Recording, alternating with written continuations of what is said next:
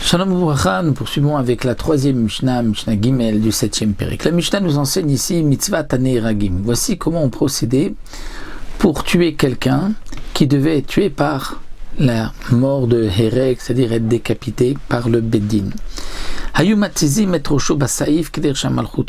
Donc d'après Tanakama, on le décapitait la tête avec un sabre, comme à Malchut Osa, comme les rois, comme les gouverneurs faisaient. Donc il était donc debout et on le décapitait et sa tête roulait. C'est pour cela que Rabbi Yehuda n'est pas d'accord. Rabbi Yehuda Omer ni vous l'osez. C'est une manière de déshonore. Il va être déshonoré d'être tué de cette manière que sa tête va rouler. Et donc le laisser comme ça, le corps et la tête qui part. Et la manichim être au choix à la sadan. Pour Rabbi Yehuda, on va lui poser la tête sur sadan, sur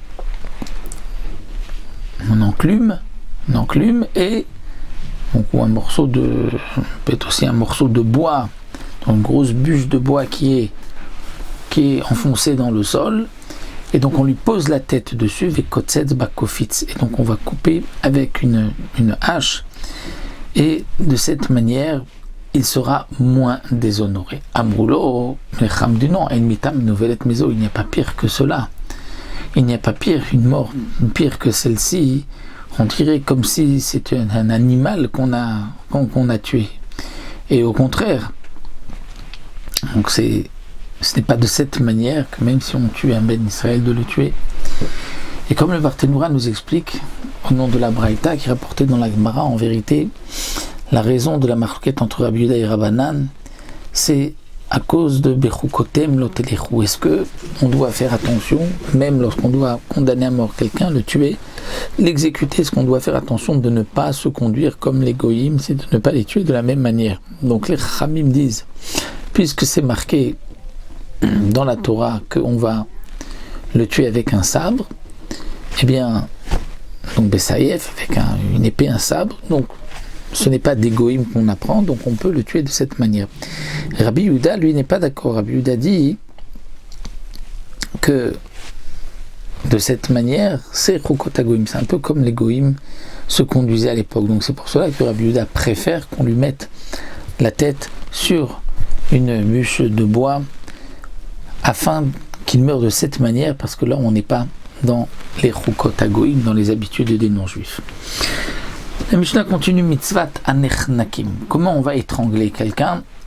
Ayumashkim oto bazev eladarkuvotav. Donc la mitad de Beddin nechnakim, on verra par la suite qui doit être lapidé, qui doit être brûlé, qui doit être décapité, qui doit être étranglé en fonction des avérotes, comme c'est marqué dans la Torah. Et donc la Mishnah nous explique ici comment on procédait pour étrangler quelqu'un. Donc ayumashkim oto bazev eladarkuvotav, on l'enfonçait dans du fumier, donc dans une sorte d'ordure jusqu'au jusqu'au genou, afin que qu'il ne bouge pas et que on ait du mal à le tuer et il va encore plus souffrir. Donc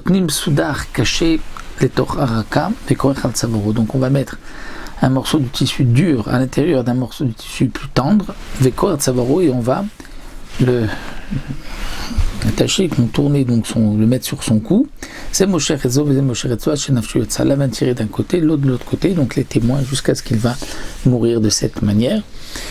On l'avait vu ainsi pour la Mizat Asrefa, pour lui ouvrir la bouche, mais là c'est pour l'étrangler, donc de cette manière, et comme nous l'avons dit, donc le morceau de tissu qui est dur, c'est pour l'étrangler, et le morceau de tissu qui est plus tendre et plus doux, qui est extérieur, c'est pour ne pas que son cou soit blessé, même au moment où on va le tuer. On doit faire attention de ne pas le blesser, juste le tuer comme donc c'est marqué dans la Torah.